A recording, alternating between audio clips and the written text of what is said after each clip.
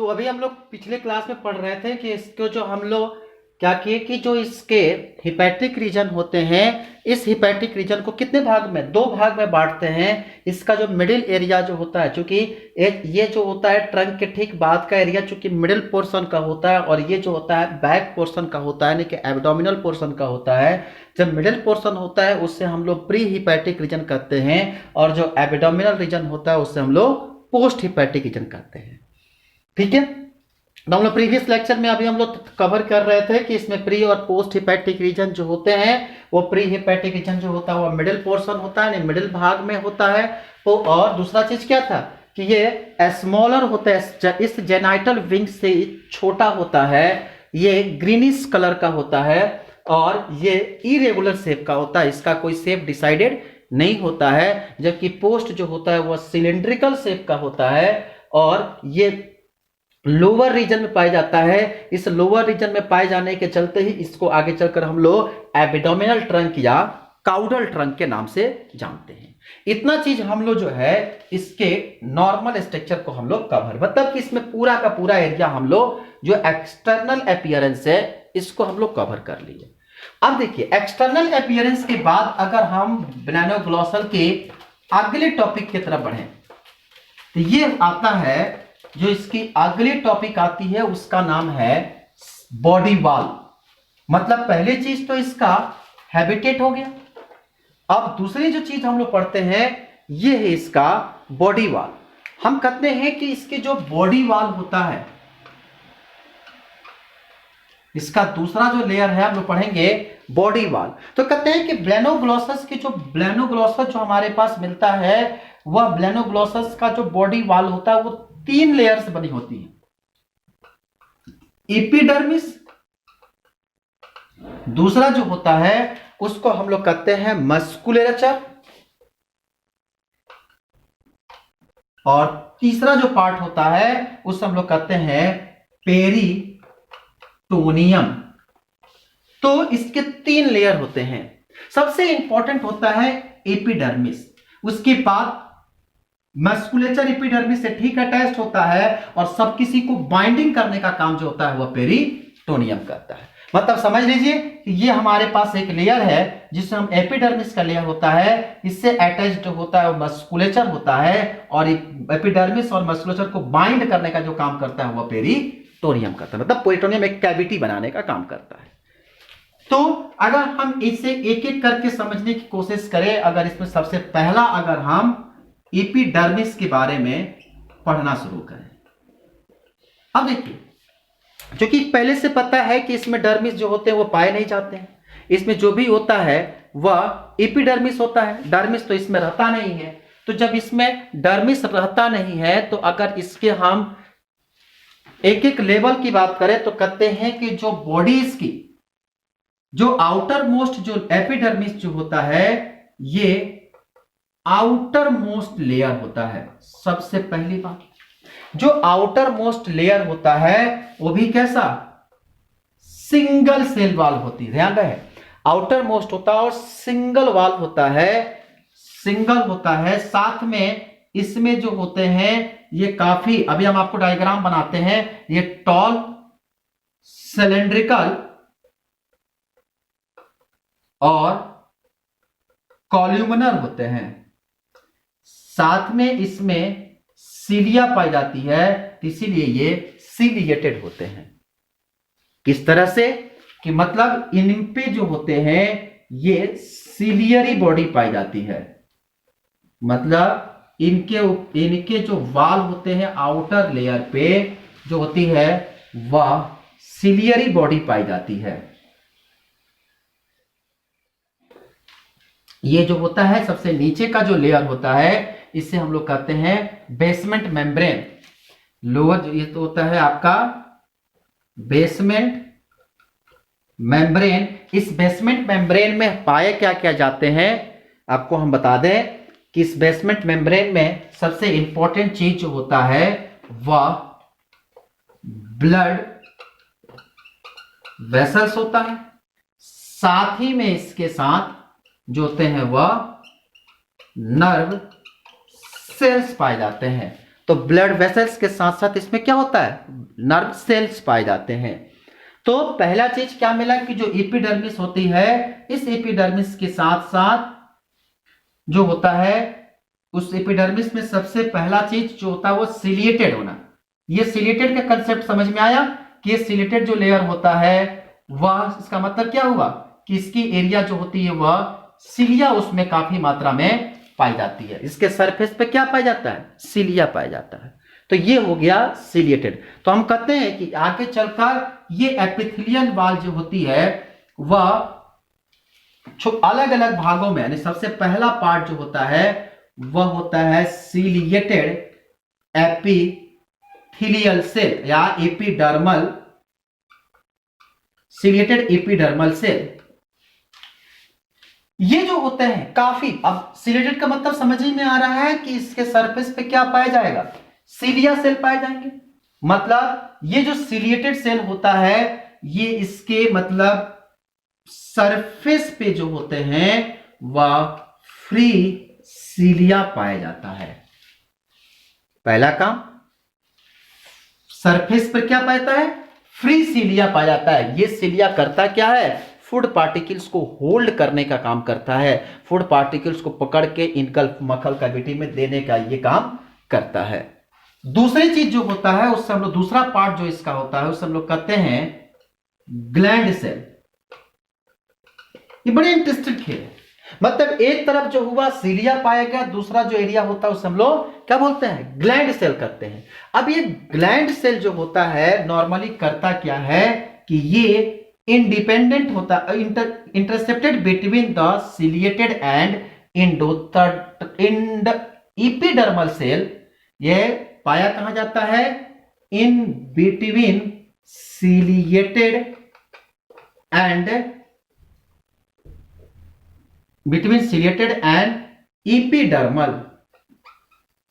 Epidermal cell.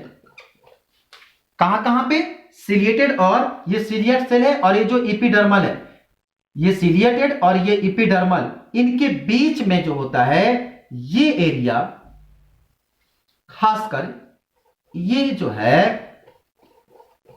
पाए जाने वाले एरिया है।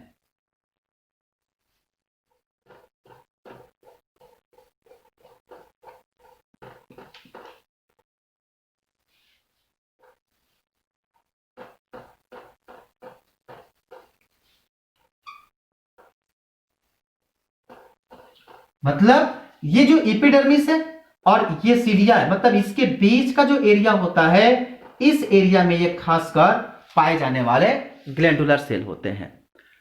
ठीक है, पहला चीज सिलिएटेड सेल। सिलिएटेड सेल जो होता है फ्री सरफेस पे पाए जाने वाले सेल होते हैं, लंबा होता है, सिलिंड्रिकल होता है। और दूसरा जो क्या बात हुआ कि दूसरा जो होता है वह ग्लैंड सेल होता है, मतलब ये ग्लैंड का फॉर्मेशन करते हैं जो एपिडर्मिस और सिलिया के बीच के एरिया में पाए जाने वाले होते हैं। ठीक है, अब जो ये सिलिएटेड सेल होते हैं ये भी आगे चलकर क्या करते हैं, तीन भागों में डिवाइड होते हैं। सबसे पहला पार्ट होता है उसे हम कहते हैं गॉबलेट सेल। क्या होता है, पहला पार्ट जो होता है, रुकिए हम इसको कहीं और जगह पर सही से क्लियर करते हैं। इसका जो पहला पार्ट होता है वह होता है, मतलब जो हमारे पास ग्लैंड सेल होते हैं ये आगे चलकर तीन भागों में बढ़ते हैं। पहला होता है गॉबलेट सेल, मतलब ये जो गॉबलेट शेप होते हैं वो कप शेप के होते हैं। कप देख रहे हैं, ये जो आपको कप शेप दिख रहा है यही जो होते हैं वह गॉबलेट सेल्स होते हैं। जो ये कप शेप के होते हैं ये सारे सेल जो होते हैं वह गॉबलेट सेल होते हैं। तो ये जो गॉबलेट सेल होता है ये कप शेप या फ्लास्क शेप के होते हैं। पहला क्या हुआ, होते कैसे हैं, ये जनरली फ्लास्क शेप के होते हैं और इनका काम क्या होता है, सिक्रीट म्यूकस, यानी कि ये म्यूकस का सिक्रीशन करते हैं। ये म्यूकस बड़ा काम का चीज है, आपको पता है क्या काम का चीज है ये। जब फूड पार्टिकल, चूंकि ये पानी में पाए जाते हैं इनके पास हाथ तो होता नहीं है, कैसे फूड पार्टिकल्स को पकड़ेंगे, मुंह में ले लेंगे, ऐसा तो कुछ होता नहीं है। तो ऐसी स्थिति में जब इनके माउथ बकल टेंटिकल्स नहीं होते हैं, फूड पार्टिकल्स जो होते हैं वो फूड नहीं पकड़ पाते हैं, और सीलिया जो होती है बंचिंग में होती है, सीलिया छोटे छोटे होते हैं, फ्लैजिला की तरह बड़ा बड़ा तो होता नहीं है, सीलिया जो होता है हमारे बाल की तरह छोटे छोटे पाए जाते हैं। तो वो क्या करता है कि कुछ फूड पार्टिकल्स को तो जो पानी के साथ प्रेशर में आया, ऐसे मुंह खुला हुआ है, ऐसे मुंह खुला हुआ है, पानी के साथ प्रेशर में आया तो मुंह में चला गया। कुछ क्या हुआ कि अगर मान लीजिए कि जो जितना मुंह में आया, जो मुंह के क्षेत्र में था, माउथ के एरिया में था, वो तो फूड पार्टिकल चला गया इसमें। कुछ ऐसे होंगे जो बकल कैविटी के आसपास से निकल जाए तो फ्लिसीलिया उसको खींच के लाता है, कहता तुम चलो अंदर, उधर कहां जा रहे हो, तो इधर से ये चला जाता है। लेकिन फिर भी कुछ ऐसे फूड पार्टिकल्स होते हैं जो सीलिया के भी कंट्रोल में नहीं आते हैं। तो ऐसी स्थिति में जो सीलिया के कंट्रोल में नहीं आते हैं, उस स्थिति में गॉबलेट सेल कहता है कि अच्छा तुम्हारे कंट्रोल में नहीं आते तो इसे हम कंट्रोल करते हैं। तो जो गॉबलेट सेल होता है वहां पर ये म्यूकस निकालता है। अब म्यूकस जैसे फूड पार्टिकल जैसे गया, म्यूकस फेंकता है अपना, जैसे म्यूकस उस पर फेंकता है तो जाकर वो क्या करता है, उस फूड पार्टिकल्स पर जाकर चिपक जाता है, नहीं कवरिंग कर लेता है।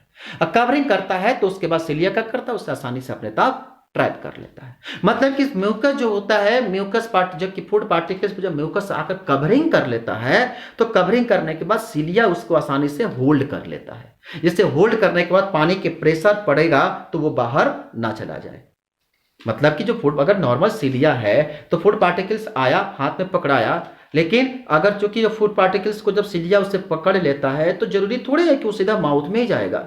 हो सकता है कि पानी का प्रेशर काफी तेज है, छूट जाता है, चला जाता है, तो फूड पार्टिकल्स निकल जाते हैं। तो ऐसी स्थिति में अगर वो म्यूकस जो गॉबलेट सेल उस पर म्यूकस अटैक कर देता है तो फूड पार्टिकल्स को क्या करता है, वो कवर कर लेता है। जब कवर कर लेगा तो उस स्थिति में सीलिया जाकर उसे अच्छे तरीके से होल्ड कर लेता है, और सीलिया होल्ड कर लेता है तो आसानी से क्या करता है, वो फूड पार्टिकल्स उसमें चिपका हुआ रहता है, फिर आसानी से बुक्कल कैविटी में एंट्री कर जाता है। तो ये गॉबलेट सेल बड़ा काम का चीज होता है। तो क्या करता है, ये म्यूकस का सिक्रीशन करता है।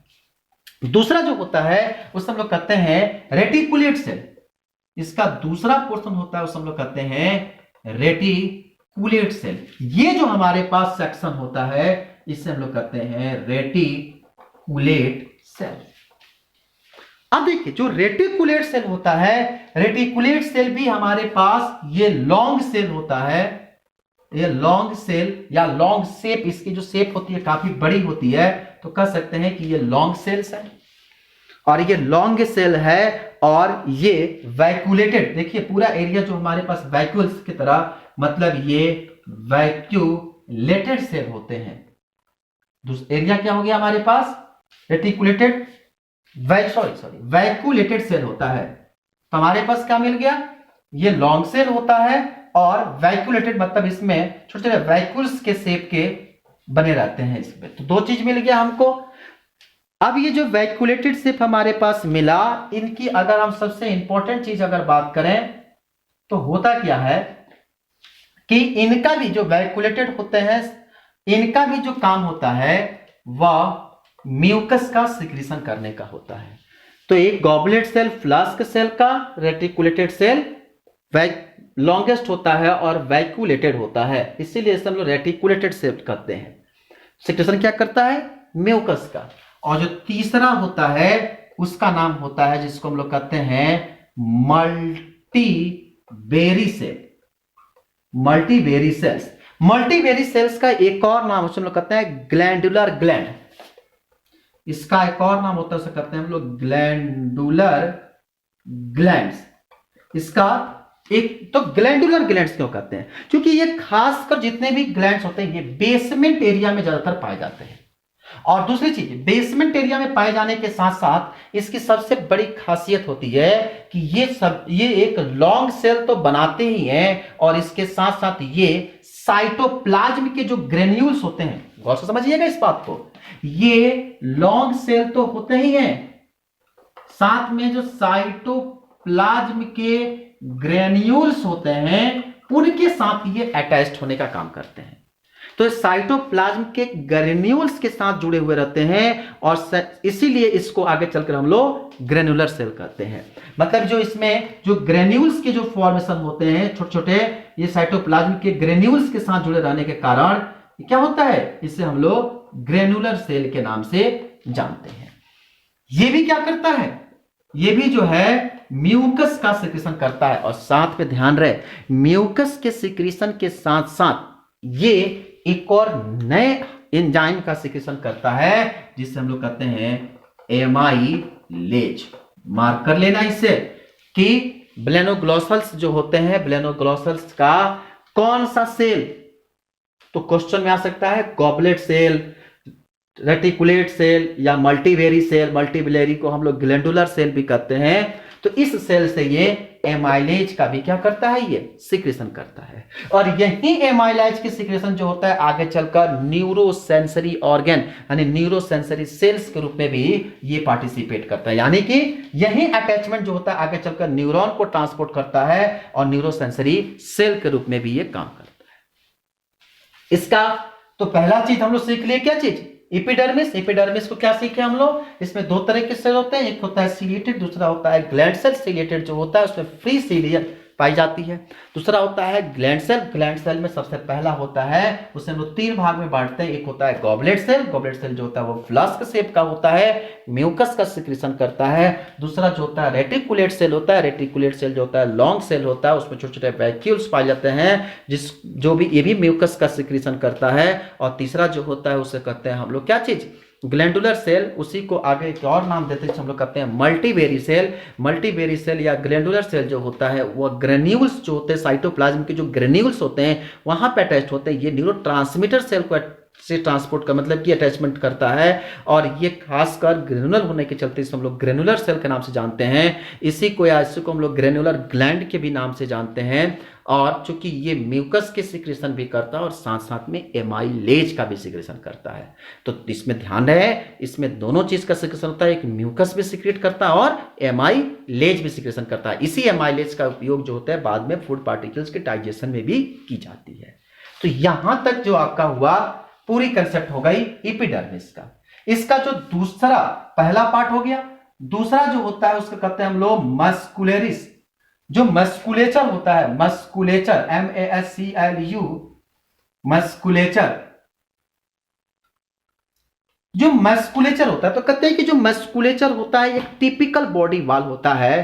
ये टिपिकल बॉडी वाल होता है। ये टिपिकल बॉडी वाल खासकर कहां पे, जो हमारे गट सेल होते हैं, जो गट बॉडी का जो गट सेल होते हैं, तो typical body wall and gut cell, मतलब जो गट सेल वाल जो होते हैं वहां पर ये जेंटली पाए जाते हैं। और ये इनकी बहुत ज्यादा हमारे पास यूज नहीं होता है। खासकर ये सीलोमिक बॉडी का फॉर्मेशन करते हैं, मतलब जहां पर सीलोम बनता है, सीलोमिक बॉडी के फॉर्मेशन के दौरान ये मस्कुलेचर का निर्माण होता है। तो मस्कुलेचर जो होता है वो क्या करता है, सीलोम बॉडी का फॉर्मेशन करता है। मतलब सीलोम जहां पर अटैच, ध्यान रहे, फॉर्मेशन नहीं करता है सीलोम बॉडी का, सॉरी, ये हमारा एपिडर्मिस का लेयर है और ये हमारे पास सीलोम होता है। तो सीलोम के पास का जो लेयर होता है इसी को हम लोग कहते हैं मस्कुलेचर, ये एरिया। और जिससे बाइंडेड होता है उससे हम लोग कहते हैं पेरिटोनियम। इसका जो तीसरा पार्ट होता है, तीसरा पार्ट क्या होता है, पेरिटोनियम। तो सबसे पेरिटोनियम क्या होता है कि जब मस्कुलरिस को उसको बाइंड करता है, नहीं तो सीलोन जो होता है लिंक होता है एक दूसरे से, उससे हम लोग कहते हैं पेरिटोनियम कैविटी। मतलब सीलोम जो होता है पेरिटोनियम कैविटी से, मतलब ये हमारे पास एपिडर्मिस, इसके बाद ये जो हमारा एरिया होता है उसे कहते हैं हम लोग मस्कुलरिस, और ये जिससे बाइंड रहता है पूरा पैकेज रहता है इसे हम लोग कहते हैं पेरिटोनियम। तो पेरिटोनियम, मस्कुलरिस, और तो इस तरह से हम लोग को मिल गया पेरिटोनियम, मस्कुलरिस, और जो होता है, तो पेरिटोनियम की स्थिति मिल गई, मस्कुलरिस मिल गया, और मस्कुलरिस पेरिटोनियम के साथ साथ में हम लोग को मिल गया क्या चीज, एपिडर्मिस। तो एपिडर्मिस, मस्कुलरिस और क्या, पेरिटोनियम। तो एपिडर्मिस जो होता है वो सबसे बाहरी लेयर होता है। इस दो तरह के होते हैं, सिलिएटेड होता है और ग्लैंडुलर होते हैं, नहीं ग्लैंड सेल पाए जाते हैं। ग्लैंडुलर जो होते हैं तीन तरह के, गॉबलेट सेल, रेटिकुलेट सेल और मल्टीवेरी cell. Goblet cell flask shape का होता है, म्यूकस का सिक्रीशन करता है। रेटिकुलेट सेल जो होता है लॉन्ग सेल होता है, वाइकुलेटेड होता है, ये भी म्यूकस का सिक्रीशन करता है। मल्टीवेरी सेल जो होता है वह क्या करता है, जो ये ग्रेन्युलस का यानी कि साइटोप्लाज्म के ग्रेन्युल्स के अटैचमेंट में होता है, ये जो होता है वो ग्रेन्युलस ग्लैंड, मतलब इसीलिए आगे चल के इसको हम लोग ग्रेनुलर ग्लैंड के नाम से जानते हैं। और ये म्यूकस के साथ साथ एमाइलेज का भी सिक्रीशन करता है। तो इतनी कहानी हम लोग। उसके बाद मस्कुलेचर, एपिडर्मिस के ठीक बाद का लेयर जहां पर सीलोम की फॉर्मेशन होती है, उसे ठीक अटैच जो होता है वह मस्कुलेचर होता है। और पेरिटोनियम जो होती है उसको क्या करता है, मस्कुलेचर को बाइंड करता है, लिंक करता है, उसे हम लोग कहते हैं क्या चीज, पेरिटोनियम। तो ये कंसेप्ट हो गया आपके पास। अब इसका एक आखिरी कंसेप्ट जो बचा है वह है इसका सीलोम का कंसेप्ट। हम इसके सीलोम का कंसेप्ट अगर देखें तो सीलोम का कंसेप्ट क्या कहता है, कहते हैं कि हमारा जो बॉडी, जो ब्लेनोग्लॉसल्स होते हैं वह 3 तरह के सीलोम्स का फॉर्मेशन करते हैं। मतलब अगर हम देखें, ये हमारे पास ब्लेनोग्लॉसल्स का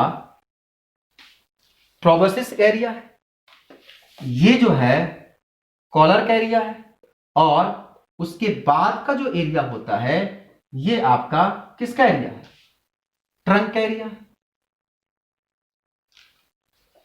मतलब ये एरिया जो है प्रोबेसिस का एरिया है,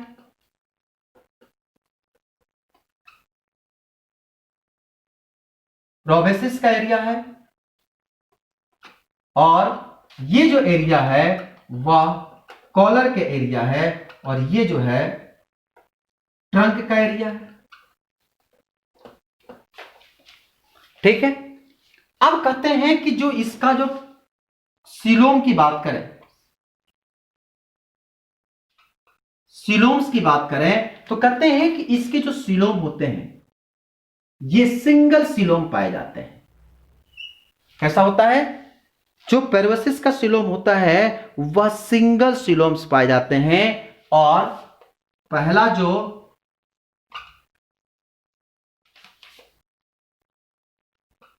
प्रोबेसिस का जो सीलोम होते हैं वो क्या, पहला सिंगल सीलोम होते हैं, दूसरा अनपेयर्ड होते हैं।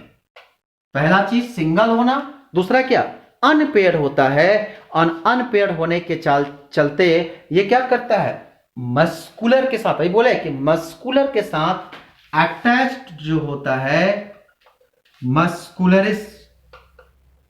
मस्कुलर के साथ जो होता है वह अटैच्ड होता है। तो सबसे पहला चीज हमको क्या मिल गया कि सिंगल पेयर, मतलब कि अनपेयर होना, और संख्या में 1 पाया जाता है। ठीक है। अब इसके बाद जो बात आती है जिसको हम लोग कहते हैं दूसरी सीलोम जो है उसे कहते हैं हम लोग कॉलर सीलोम। दूसरा क्या है, कॉलर सीलोम। कॉलर सीलोम जो होता है ये संख्या में 2 होते हैं। मतलब पहली चीज कि पेयर्ड होते हैं, पहली बात।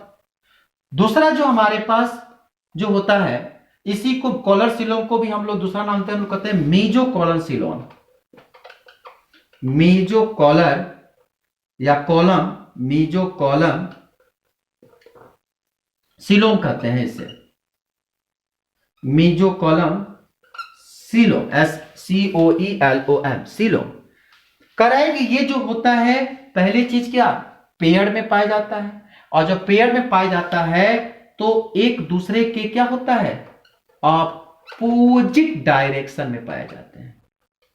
क्या होता है, एक दूसरे के अपोजिट डायरेक्शन में पाए जाते हैं।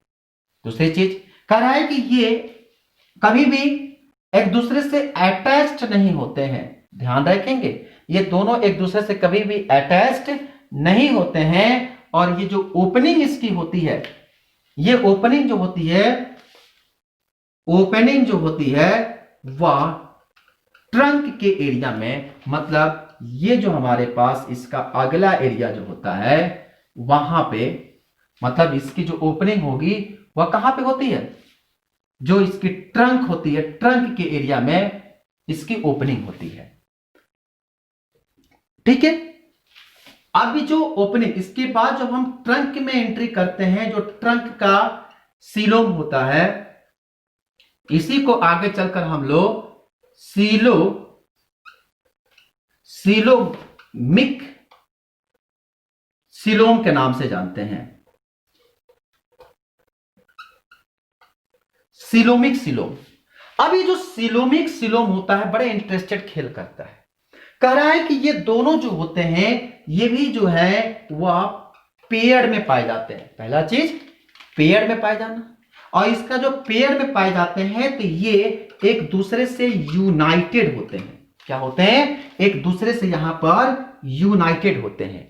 और यूनाइटेड भी इतना आसानी से नहीं होते हैं। यूनाइटेड होने के बाद इसमें एक फ्लूइड पाई जाती है, जिससे हम लोग कहते हैं सीलोमिक फ्लूइड।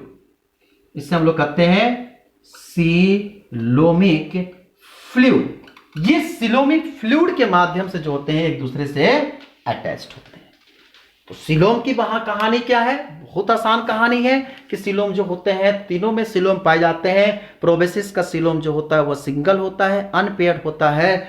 कॉलर का सीलोम जो होता है वह पेयर्ड होता है, पर एक दूसरे से कभी अटैच्ड नहीं होता है। इसकी ओपनिंग होती है वो ट्रंक के सीलोम में होता है। और ट्रंक का सीलोम जो होता है वह पेयर्ड होता है, एक दूसरे से यूनाइटेड भी होता है। और यूनाइटेड किसके द्वारा होता है? सीलोमिक फ्लूइड के द्वारा। इसमें भरी जो होती है वो सीलोमिक फ्लूइड होती है। और इसका जो ये जो बीच का स्थिति है, क्या बोलता है इसको? Alimentary canal. ये बीच का जो कंडीशन है उसे कहते हैं हम लोग एलिमेंट्री कैनाल। तो ये है इसका सीलोम का पूरी की पूरी कहानी।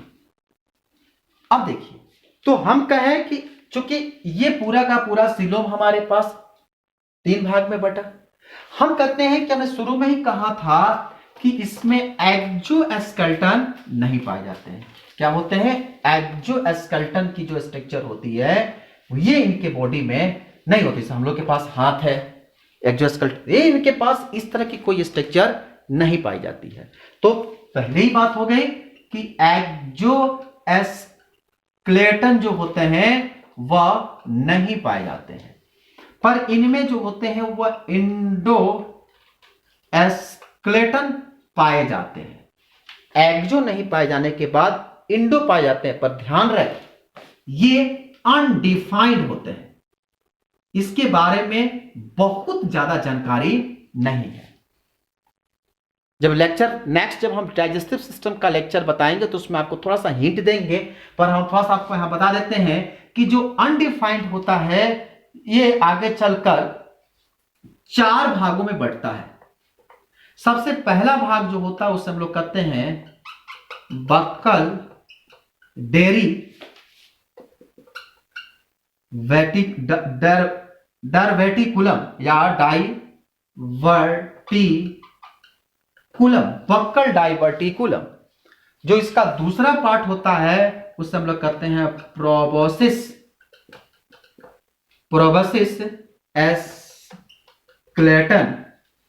और इसका तीसरा जो पार्ट होता है उससे हम लोग कहते हैं ब्रोंकियल एस्केलेटन।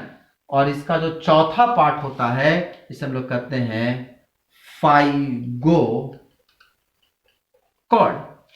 अब जरा समझिए, इसके जो 4 सेक्शन हम लोग को मिलते हैं। सबसे पहला सेक्शन हमारे पास जो बक्कल डाइवर्टिकुलम, दूसरा जो सेक्शन होता है उसे हम लोग कहते हैं क्या चीज?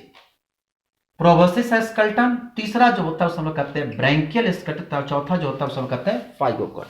जरा गौर से समझिए, देखिए सबसे बड़ी चीज है कि जो चौथा फाइगोकॉर्ड है वो एनस का पार्ट का है, लोअर पार्ट। जब हम आपको डाइजेस्टिव सिस्टम बताएंगे तो दिखाएंगे कि लोअर पार्ट पे जो कॉर्ड्स पाए जाते हैं उस एरिया में जो होते हैं फाइगोकॉर्ड्स पाए जाते हैं। ठीक है। बक्कल इनवर्टिकुलम क्या है? बक्कल डाइवर्टिकुलम क्या है? बक्कल डाइवर्टिकुलम में आपको जनरल चीज हम आपको छोटा सा डायग्राम से समझा देते हैं कि क्या है ये। देखिए, जब आप ये है आपका प्रोबोसिस का पार्ट और ये है आपका ट्रंक का पार्ट। ठीक है, सॉरी, ये है आपका कॉलर का एरिया और ये कॉलर का टेंटिकल से टाइप का स्ट्रक्चर है जो इसको हम लोग स्टाप कहते हैं। और यहां पे पाया जाता है माउथ। ये क्या है? प्रोबेसिस का एरिया, ये है आपका कॉलर का एरिया और ये है आपका माउथ। ठीक है, अब जो ये एरिया हमारे पास मिलता है ना, ये होता है बकल कैविटी। ठीक है, ये एरिया कैसे हो गया? Buccal cavity. अब जो बकल कैविटी होता है एक तरफ से यहां पर एस्कल्टल से जुड़ा रहता है, जिसे हम लोग टंग बार के नाम से जानते हैं। क्या कहते हैं? टंग बार के नाम से जानते हैं। मतलब हम कह सकते हैं कि ये स्ट्रक्चर जो है यहां से नीचे क्या हुआ, ये एरिया पूरा बकल कैविटी का एरिया। तो मतलब कि जो बकल कैविटी की एरिया जो होती है एक तरह से आप समझ लीजिए कि दोनों तरफ से टंग्स वार से अटैच्ड होता है। मतलब अगर हम देखें तो इस तरह की स्ट्रक्चर कुछ मिलता है, एक तरफ टंगवार, दूसरी तरफ टंगवार, और नीचे जो एरिया जो होती है वो बकल कैविटी को होती है। इसीलिए इसको हम लोग बकल डाइवर्टिकुलम कहते हैं। मतलब डाइवर्ट करना, दो भागों में बांटना, और बीच में बकल कैविटी पाई जाती है। तो एक तरफ से और दूसरी तरफ से यह डाइवर्टिकुलम होता है। ठीक है, इसके बाद प्रोबेसिस का स्कल्टन की बात करें तो प्रोबेसिस स्कल्टन जो होता है वो वेंट्रिकल कॉर्ड, मतलब ये हमारे पास जो एरिया, मतलब ये एरिया जो हमारे पास होता है कॉलर का। ठीक है, और कॉलर की जो एरिया है, कॉलर की एरिया के पास ही ये सेक्शन जो होता है वह दो भागों में डिवाइड होता है। ठीक है, सॉरी जो प्रोबेसिस के एरिया की बात करें तो कहते हैं कि ये किसी से जो अटैच्ड एरिया होता है, प्रोबेसिस का जो पार्ट होता है हमारे पास, कहते हैं कि ठीक जो प्रोबेसिस का एरिया जो स्कल्टन के जो नीचे की हिस्से, मतलब कि जो हमारे पास बकल डेरिवेटिव का जो पार्ट होता है उसके ठीक बेसमेंट मेम्ब्रेन से जो अटैच्ड होते हैं, जहां पर हॉर्स या मतलब एक तरह के मिड वेंट्रल प्लेट के पास जो एरिया होता है वह प्रोबेसिस का एरिया होता है। हम आपसे पहले ही बोले थे कि इसके बारे में बहुत ज्यादा डिटेल हम लोग को नहीं पढ़ना है, तो हम आपको सिर्फ इसका आउटलाइन बता देते हैं कि जो बेसमेंट मेम्ब्रेन होते हैं उस एरिया के पास ये जो होते हैं पाए जाते हैं। और खासकर ये जो हमारे बॉडी जो रूफ स्ट्रक्चर है, जो लेयरिंग स्ट्रक्चर है, उस स्ट्रक्चर पर जो होते हैं प्रोबेसिस पाए जाते हैं। तो बकल फेरेंज हो गया, प्रोबेसिस। ब्रोंकियल रीजन की बात आती है तो कहते हैं ब्रोंकस। ये एरिया थोड़ा सा इंपॉर्टेंट है, मतलब ये ब्रोंकल एरिया के पास जा जाते हैं। और जो ब्रोंकल एरिया जो है, मान लीजिए कि हमारे पास ये कॉलर के एरिया है, जो ट्रंक हमारे पास शुरू होता है, तो ये जो हमारे पास एरिया होता है ये ब्रोंकल स्कल्टन के एरिया होता है। मतलब क्या, यहां से ब्रोंकाई, मतलब कि जहां पे गिल्स स्लिट्स जो होते हैं वह मेनली पाए जाते हैं। तो रेस्पिरेशन का जो एरिया होगा वह कहलाएगा ब्रोंकियल। जहां फेरेंक्स का एरिया होगा वह होगा फेरोवोसिस, और जहां पर लास्ट सेक्शन पे जो एनस का सेक्शन होता है उस एरिया को हम लोग कहते हैं फाइगोकॉर्ड। तो फिर से आपको बता दें इसमें क्या है, किसको आपको बहुत ज्यादा याद नहीं करना है, ना आपको ज्यादा इस पर रिसर्च करना है, आपको बस इसके बारे में इतना याद रखना है कि एक्सोस्केलेटन इसमें नहीं पाए जाते हैं। इंडोस्केलेटन जो होते हैं चार तरह के होते हैं। एक जो होता है उसे हम लोग कहते हैं बक्कल डाइवर्टिकुलम। बक्कल डाइवर्टिकुलम जो होता है वो बक्कल कैविटी के पास पाया जाता है। दूसरा जो होता है वह प्रोबेसिस स्केलेटन जो होता है बक्कल कैविटी के पास जो बेसमेंट मेम्ब्रेन होता है, रूफ जो स्ट्रक्चर बनाता है वहां पे पाए जाते हैं। इसका तीसरा जो होता है वो ब्रैंकियल स्केलेटन, जो ब्रैंकियल स्केलेटन होता है जहां पर गिल्स पाए जाते हैं, ब्रैंकियल कैविटी पाई जाती है, जो ब्रोंकस जो होता है वहां पे पाए जाते हैं। और तीसरा होता है फाइगोकॉर्ड जो सबसे लोअर और बेसमेंट मेम्ब्रेन पाए जाते हैं। बस आज इतना ही। तो हम लोग नेक्स्ट क्लास में सीखेंगे, तो वहां सीखेंगे हम लोग डाइजेस्टिव सिस्टम ऑफ क्या कहते हैं ब्लेनोग्लोसस। तो ब्लेनोग्लोसस के डाइजेस्टिव सिस्टम के बारे में हम लोग सीखेंगे। Thank you.